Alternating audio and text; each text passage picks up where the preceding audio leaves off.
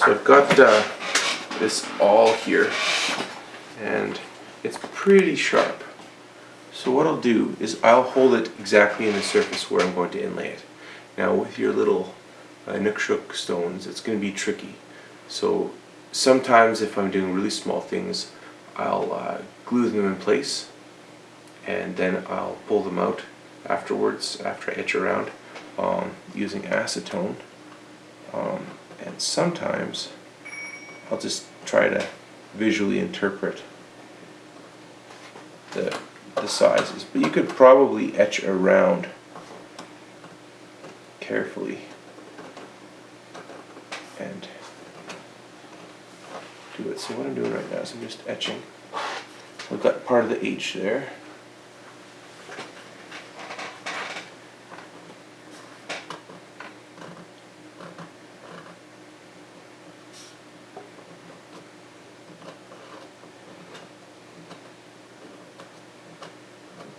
Etching around the curved part of the H, still etching, trying to scratch in that shape.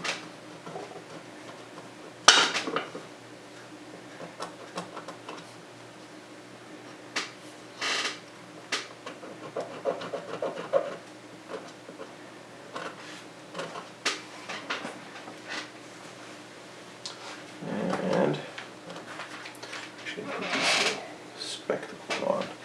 There you go, I can see a little more closely now.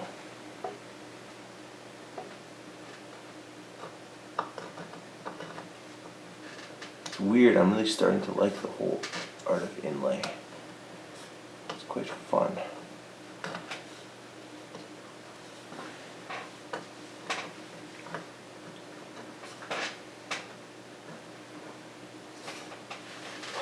So there we go. There's my perimeter.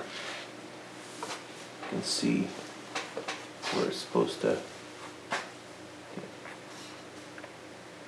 cut out here. So now what I'll do is take my Dremel tool and I will lower it so I'm cutting out the appropriate depth. If you're doing a large inlay, you want to have a larger bit, something that's a little bit bigger than this, but this isn't the biggest inlay, so I'll just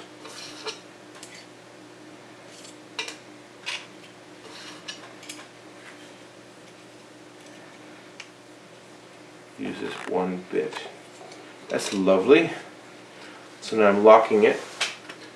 First I'm going to tighten it up with these smaller ones, and then I'll lock it with the big wheels. Now,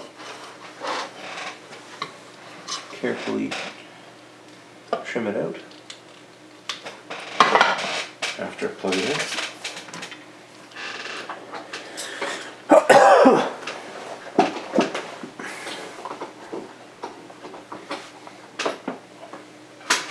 So I'll start off by going on the perimeter.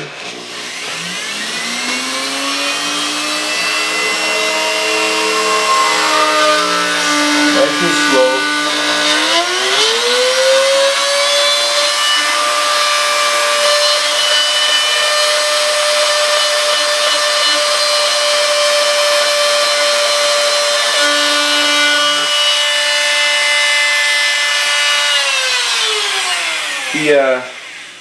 The ridge light's so hard. I think I'm going to back off a little. That goes so deep.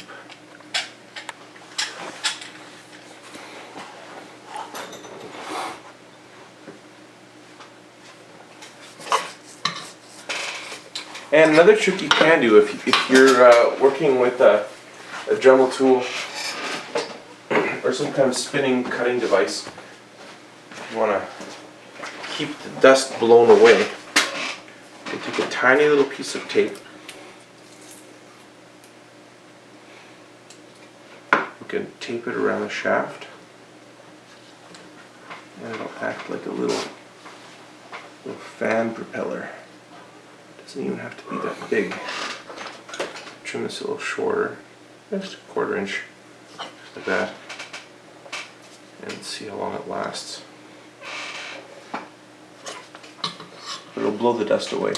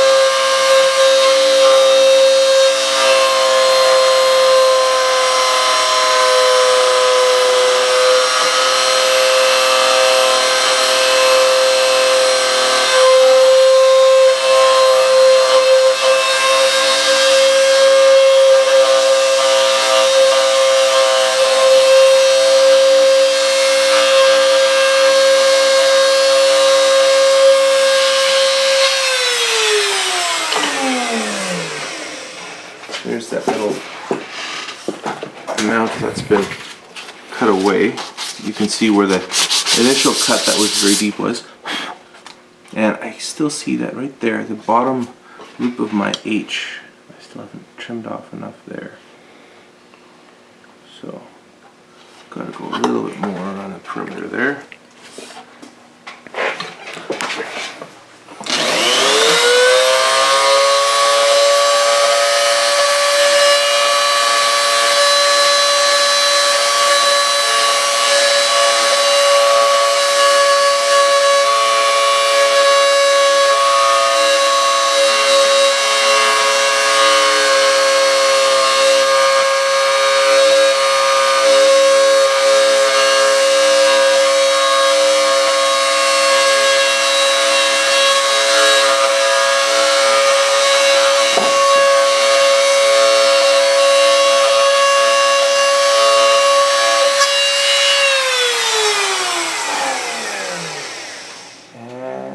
Closer now.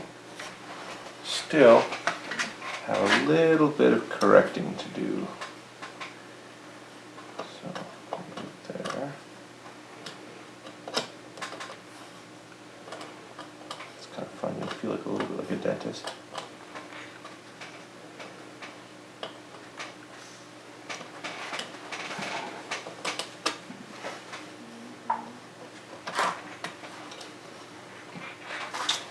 And again.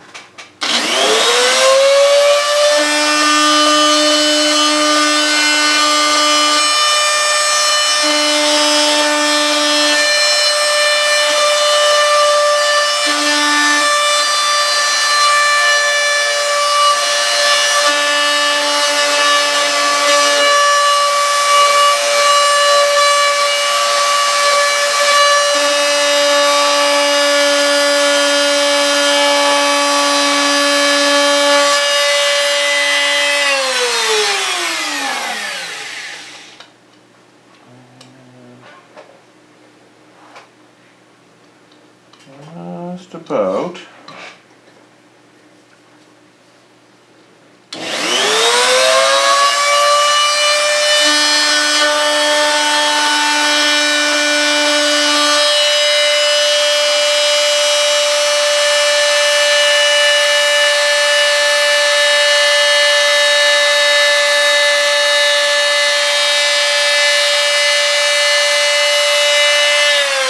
Okay, so now I've got it set up in such a way that the perimeter is cut and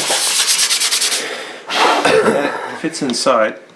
it's just not as deep as it needs to be. So the next step would now be lowering that bit a little bit. And again, like if you try to cut off too much at once, good chance you'll end up just burning the bit out quickly and breaking it. And that just is a nuisance.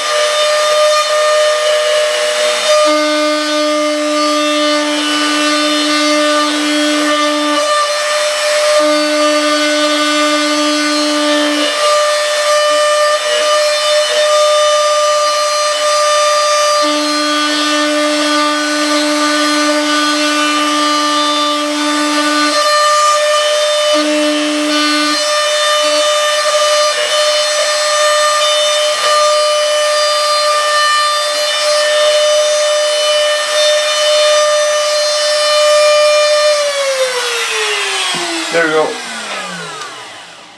See, does it fit? Close to fits. There's just one spot here, and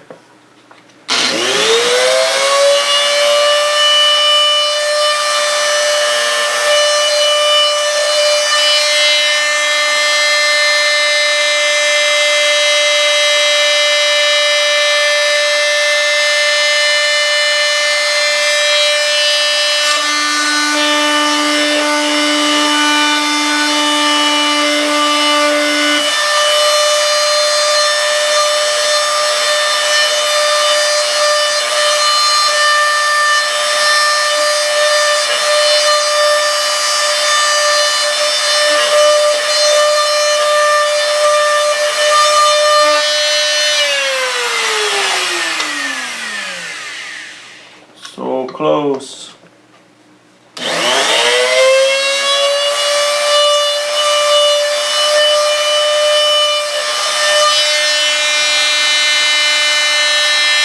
There we go. So now I've got the H and the A inlaid. And then you'd inlay it with some epoxy. I usually will take a little bit of ebony dust and or even a drop of black dye, but I find ebony dust works really well. And then you just mix the epoxy, you inlay it. It's a good idea to clamp it, you know, spring clamp. Put a piece of wax paper over top if you want or something. And just as simple as that. You could use a caul. Make sure that it's definitely sitting in the bottom, because it can actually slide. You don't want it to end up sitting like this, and you have this huge pool of epoxy in there. You can't see how it's sitting, and you sand it, and you realize after you sanded half of the lower portion right off of the inlay. So you want to make sure it definitely is sitting in when you're epoxying it.